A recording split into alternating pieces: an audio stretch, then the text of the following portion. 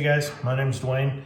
Had a buddy say, hey, why don't you make a video since you're doing an airbag kit in that truck you're working on?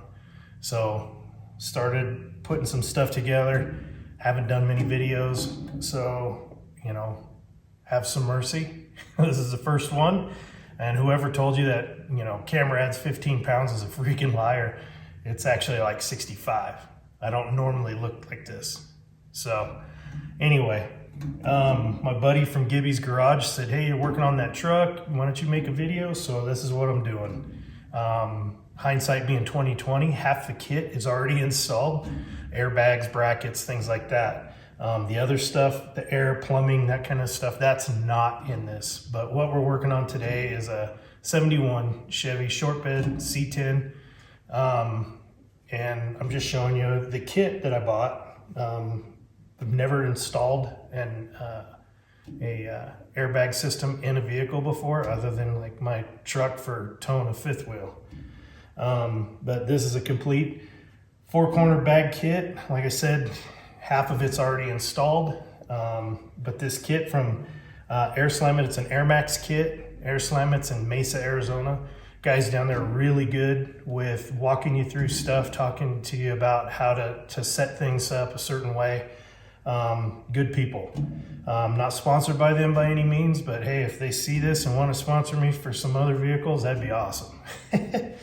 But we have in this kit 2 air pumps, all the wiring that's needed, relays, Loctite, in-cab switch, air tubing, 8 valves, and all the hardware.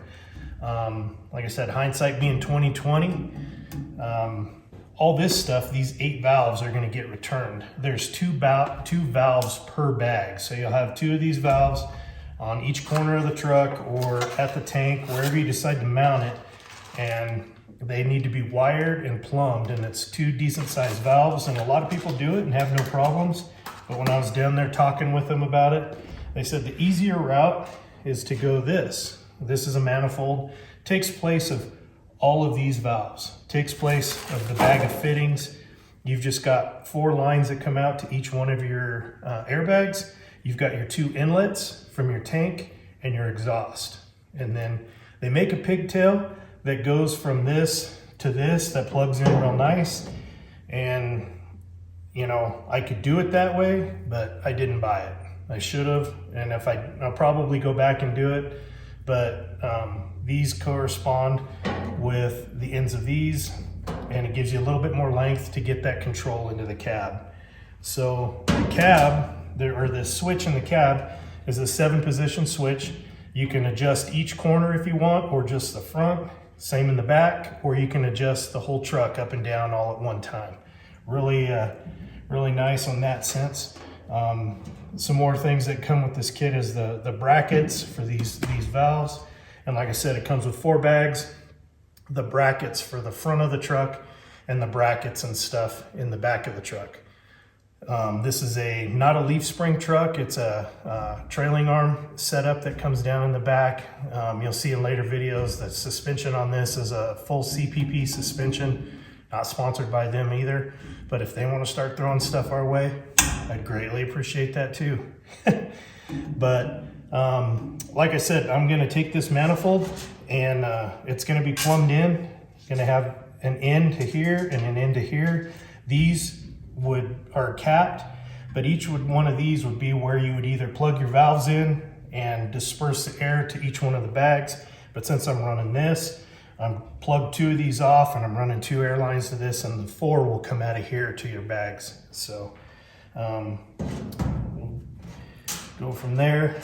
Like I said, the kit's pretty inexpensive. This was an additional cost, about $400, I think it is, or no, it was less than that. But the time and stress of trying to figure out how to wire that stuff, you may want to go this route just depending on budget. But it's easier to save your pennies and your dimes, go this route, and explain to your wife, and then try and explain to your wife at a later date why you're buying more of the stuff that you said you had a complete set. So it's better to ask forgiveness or mercy than forgiveness. Anyway, doesn't matter.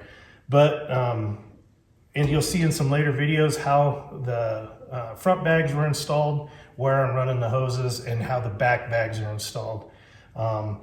There's limited space under this truck. I didn't want a bunch of this stuff like these air pumps, things like that, exposed to the elements, and I didn't want to make a bunch of different brackets to hold these on one side and the tank on the other.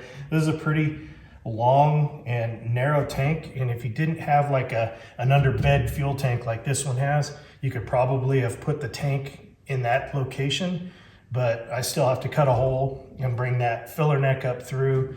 That space is taken up with an underbed tank because I plan on putting those buddy buckets back in this cab and moving them back as far as I can for some more legroom, so there's no fuel tank. And I didn't want to run a bunch of this stuff and listen to it inside the cab. So I'll show you here in a little bit what I did as far as a solution to all that. And, you know, and like I said, you'll see in the other videos how I've got the underside of this thing done.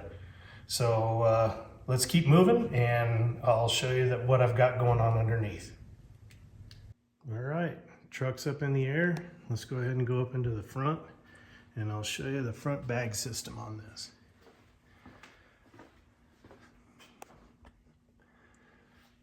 So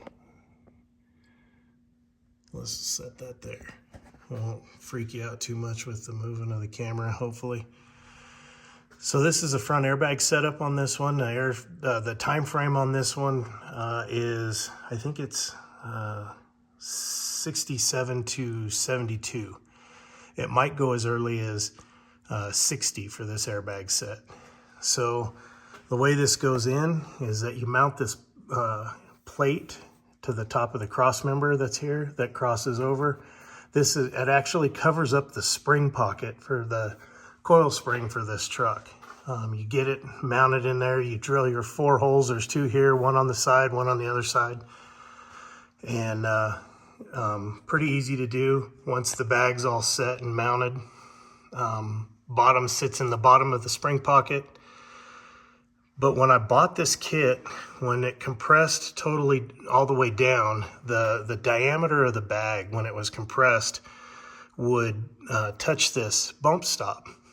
So talking with the guys at Air Slam It, they said, we've got a different bag. You can upgrade to it if you want. I sent the other bags back. So the difference is this bag, when it's compressed, the diameter doesn't spread out as much. And then this is a bump stop for a coil spring setup with a shock that would run in the middle. Well, this bump stop goes away because this bag has a bump stop built in the center of it.